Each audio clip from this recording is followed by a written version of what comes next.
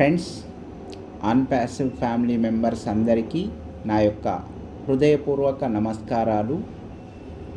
మరియు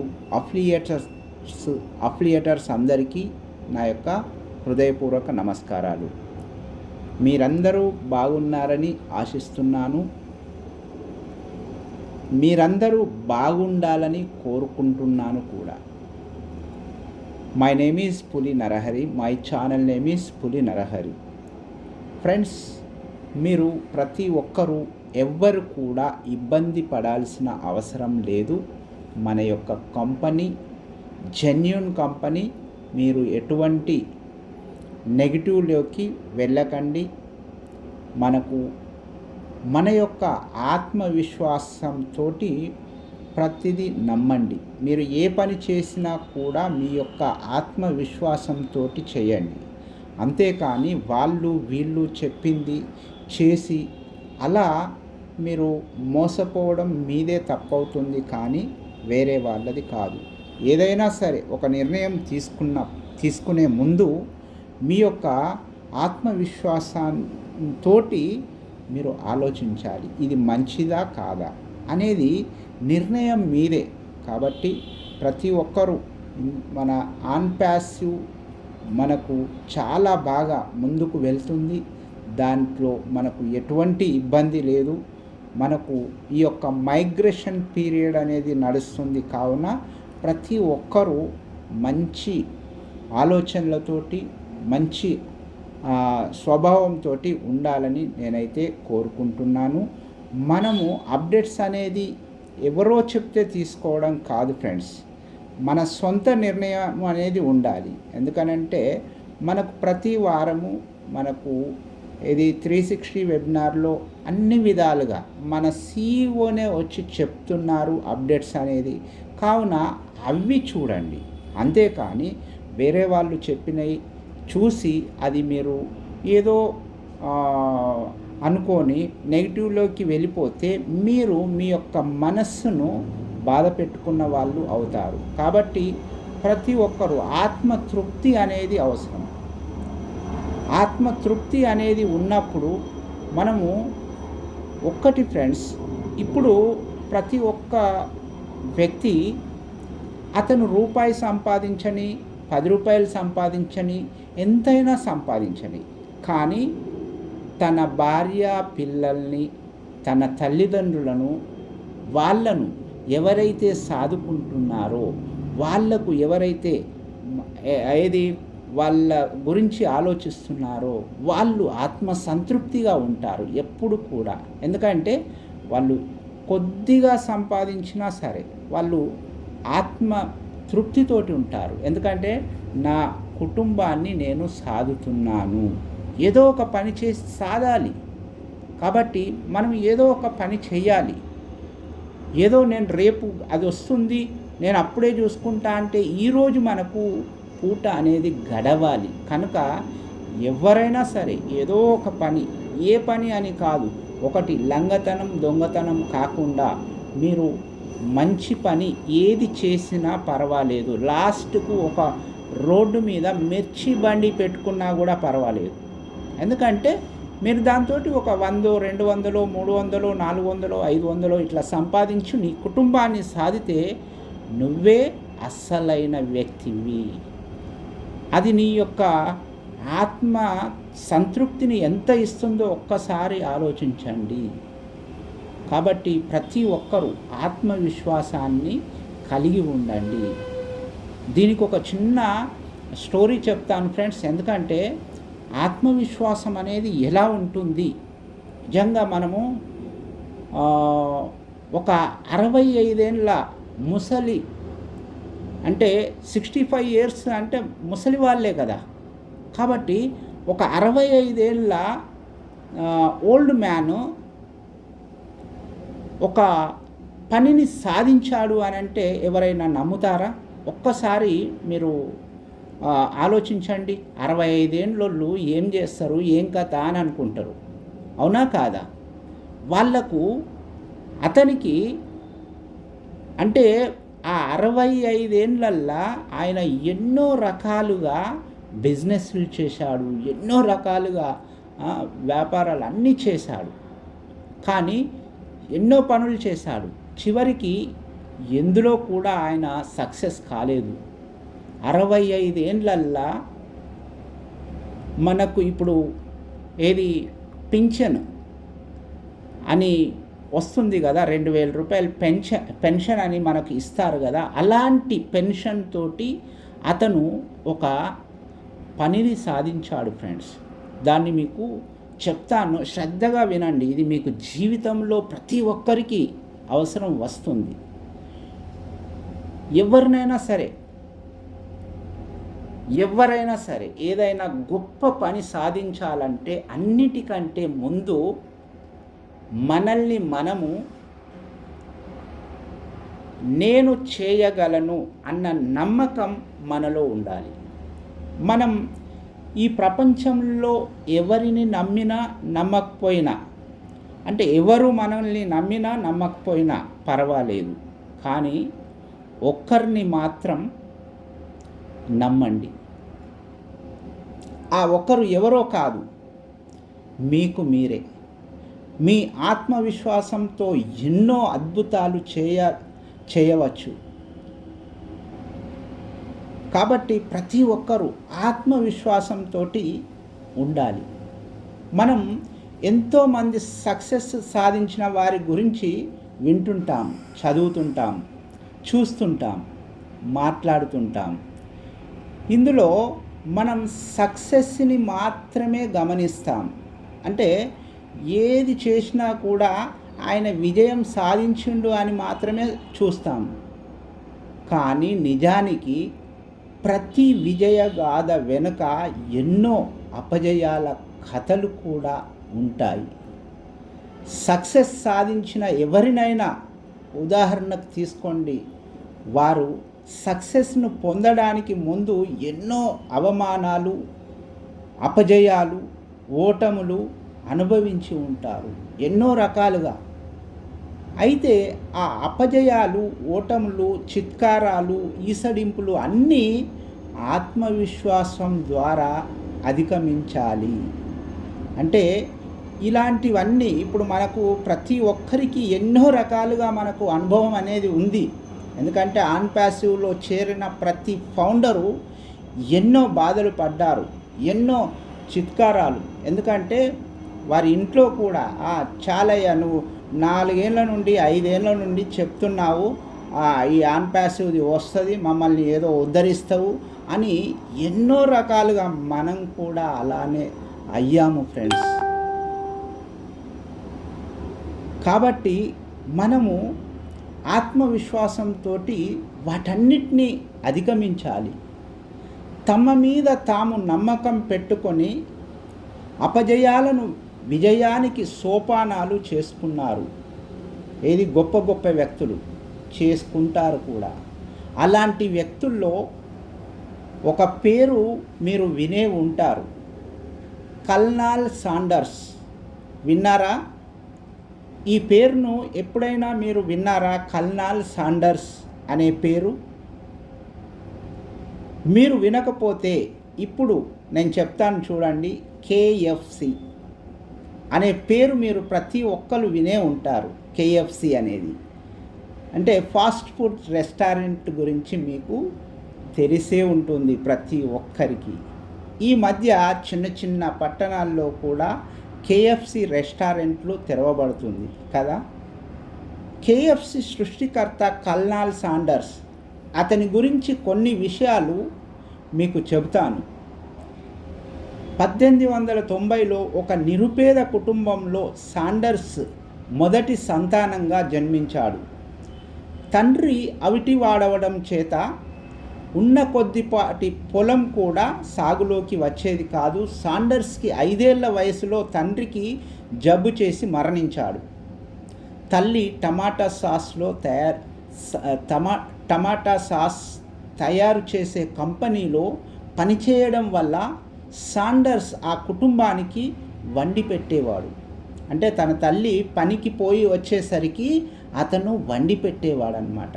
అంటే తన తల్లికి సహాయంగా ఉండేవాడు. తన తల్లి సలహా మేరకు కోడి మాంసాన్ని ఒక ప్రత్యేక పద్ధతిలో ఉడికించేవాడు.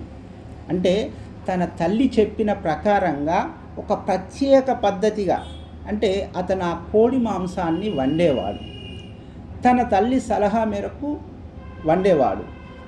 త్వరగా వంట పూర్తి చేయాలని అన్ని మసాలాలు దినుసులు ఒకేసారి మాంసం కూరలో వేసేవాడు. అలా వేసి తయారు చేసేవాడు. చాలా టేస్టీగా చేసేవాడు. సాండర్స్కి 12 సంవత్సరాలు నిండేలోపు తల్లి మళ్ళీ పెళ్లి చేసుకుంది. సవతి తండ్రి అంటే తన ఫాదర్ అంటే రెండో తండ్రి సాండర్స్ని కొట్టాడు. ఆ కొట్టిన కోపంతో అతను చదువు మానేసి ఇంట్లో నుండి వెళ్ళిపోయాడు. ఎక్కడెక్కడో తిరిగాడు.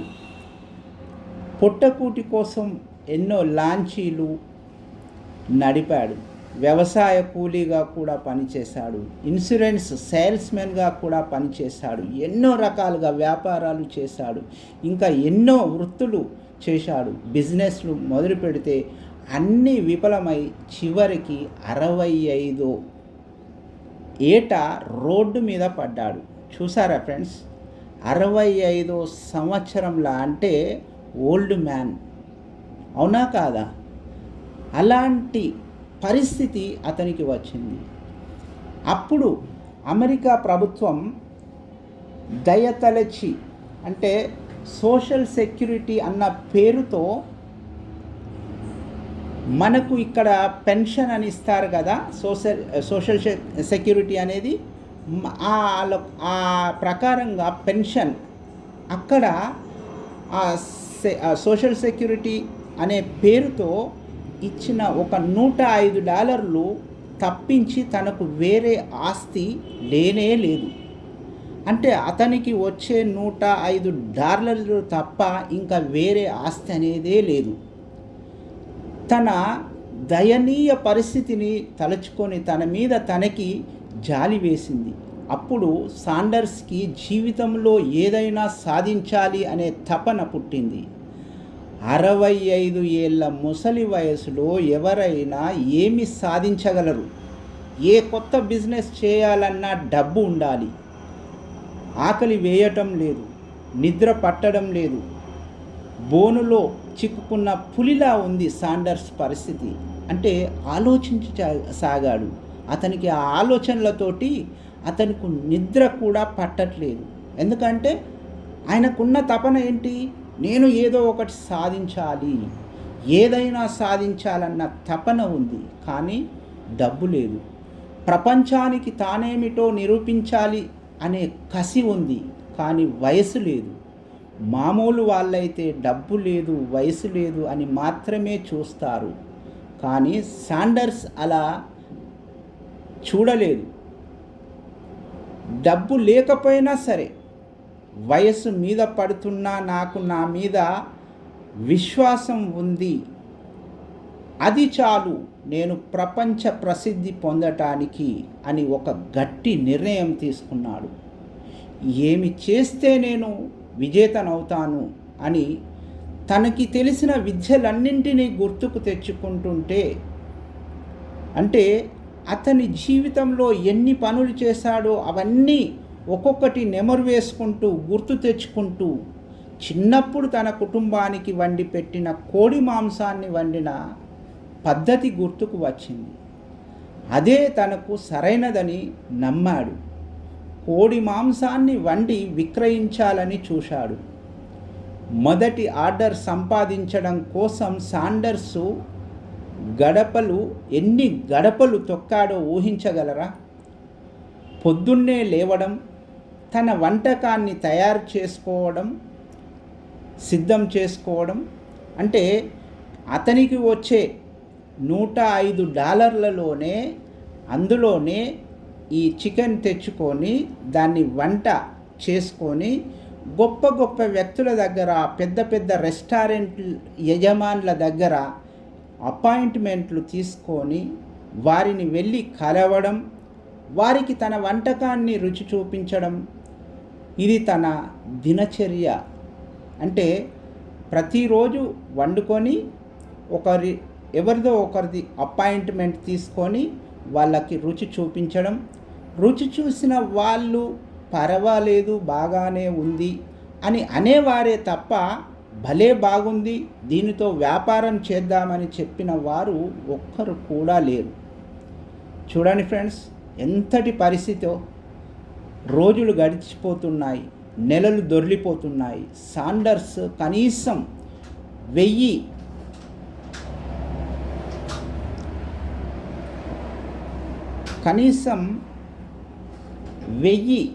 లేదు 1000 మంది కొత్త వ్యక్తులను కలిశాడు. తన వంటకాన్ని రుచి చూపించాడు, బిజినెస్ గురించి మాట్లాడాడు. కనీసం ఫంక్షన్కైనా తన వంటకానికి అవకాశం ఇవ్వమని వాళ్ళను బతిమిలాడాడు. అలా ఎన్నో రకాలుగా అతను ఎంతోమందిని కలిశాడు. బతిమిలాడినా కూడా ఎవ్వరు కూడా అతనికి ఆ యొక్క అవకాశాన్ని ఇవ్వలేదు. అతను 1050 మంది వ్యక్తులను కలిస్తే ఆ 1050వ వ్యక్తి సాండర్స్కి అవకాశం ఇచ్చాడు. అలా పుట్టిందే KFC.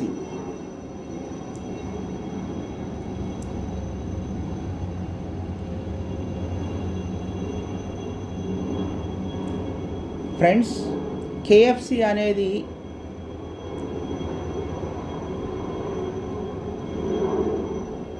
ప్రతి ఒక్కరికి తెలిసే ఉంటుంది. ఎంత పేరు సంపాదించిందంటే ప్రజలు మన్ననలను ఎంతగా పొందుతుందంటే వంటకాన్ని తయారు చేసి అమ్మడానికి 112 దేశాలలో 18,000కు పైగా షాపులు, రెస్టారెంట్లు,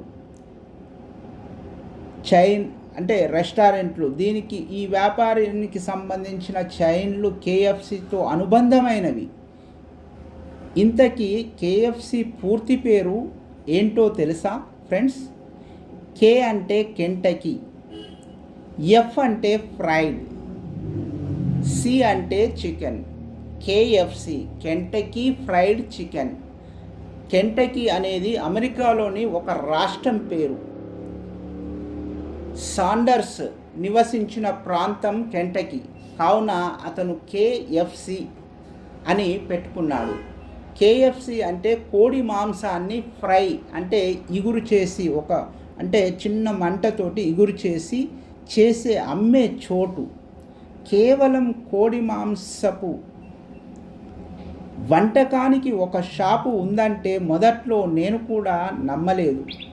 కానీ నిజంగా అది చెప్పిన తర్వాత, ఇది విన్న తర్వాత, నేను ఈ యొక్క కథని చదివిన తర్వాత నేను కూడా KFCకి వెళ్ళి నేను ఆ యొక్క టేస్ట్ చూశాను ఫ్రెండ్స్. నిజంగా ఒక అద్భుతం. కానీ ఆ వంటకాన్ని లొట్టలేసుకొని తినే వాళ్ళ సంఖ్యను ఇంటర్నెట్లో చూసి విస్తరపోయాను. రోజుకి కొన్ని లక్షల కోళ్ళు ఈ KFC వాళ్ళ ఒరిజినల్ రెసిపీకి పేరు మీద పలహారం అయిపోతున్నాయని తెలుసుకున్నాను. ఈ రహస్యమైన ఒరిజినల్ రెసిపీలో సాండర్స్ ఎన్ని లక్షల కోట్లు సంపాదించి ఉంటాడో ఊహించుకుంటే అమ్మో అని అనిపిస్తుంది. టీవీలలో KFC గురించి వాణిజ్య ప్రకటనలు మీరందరూ చూసే ఉంటారు. మన రాష్ట్రంలో KFC వాణిజ్య ప్రకటన ఖర్చు ఎంతో తెలుసా ఫ్రెండ్స్? 300 కోట్ల రూపాయలకు పైగే. అంటే మీరు నమ్మగలరా? కావాలంటే మీరు ఇంటర్నెట్లో చెక్ చేసుకోండి. ఇంతటి భారీ సంస్థ ఏర్పడడానికి, అది వివిధ దేశాలలో తనదైన కీర్తిని గడించడానికి కారణం ఎవరు ఫ్రెండ్స్? సాండర్స్లోని విశ్వాసం.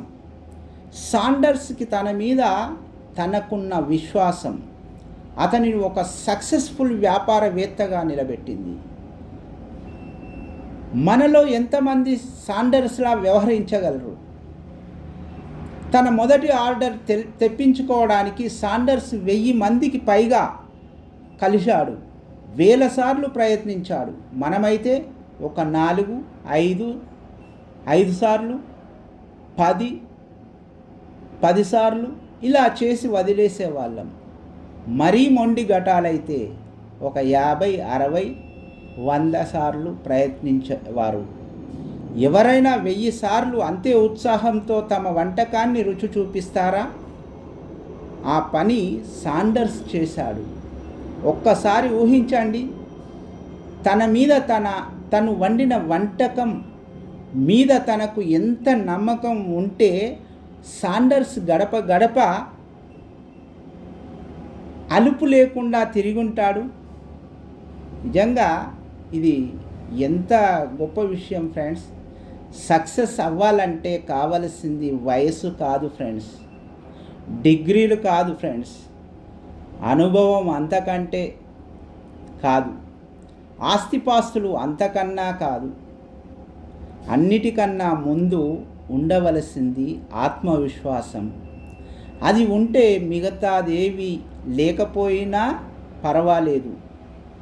ఆత్మవిశ్వాసం లేకుండా మిగతా ఏ ఉన్నా వాటి ప్రయోజనం ఏమీ ఉండదు. కావున ఫ్రెండ్స్, మీరు చేసే బిజినెస్ మీద మీకు ఆత్మవిశ్వాసం అనేది ఉండాలి. ప్రతి ఫౌండర్ ఆత్మవిశ్వాసంతో మెదలండి, ఖచ్చితంగా మీరు సక్సెస్ను సాధిస్తారు. ఈ యొక్క స్టోరీస్ అన్నీ నేను మన అద్దంకి శ్రీధర్ బాబు ఐఏఎస్ సార్ రాసినటువంటి మీరు స్త్రీలు అనే పుస్తకంలో 30 కథలు ఉంటాయి ఫ్రెండ్స్. అలాంటి 30 కథలు నేను చదివాను కాబట్టి ఇలా మీకు చెప్పగలుగుతున్నాను. ప్రతి ఒక్కరు స్టూడెంట్స్ అయితే ప్రతి ఒక్కరు చదవండి. మీరు మీ జీవితంలో ఉన్న స్థాయి నుండి ఉన్నత స్థాయికి ఎదుగుతారు. ప్రతి ఒక్కరూ అంటే ఇంటర్నెట్లో చూడండి, మీరు స్త్రీలు అద్దంకి శ్రీధర్ బాబు గారి మీరు స్త్రీలు అనే పుస్తకాన్ని మీరు ఇంటర్నెట్లో కూడా చూసి చదువుకోండి. అప్పుడు మీ మీద మీకు ఆత్మవిశ్వాసం అనేది వస్తుంది. కాబట్టి ప్రతి ఒక్కరూ ఏ బిజినెస్ చేసినా సరే, అంటే మన జీవితంలో ఎన్నో ఓడిపోతాము, ఎన్నో గెలుస్తాము, ఎన్నో సాధిస్తాము. కానీ ఆత్మవిశ్వాసంతో చేసింది ఏది కూడా అది అన్సక్సెస్ అనేది ఉండదు, ఖచ్చితంగా సక్సెస్ అనేదే ఉంటుంది. కాబట్టి మీ యొక్క ఆత్మవిశ్వాసంతో ఏ పనినైనా చేయండి.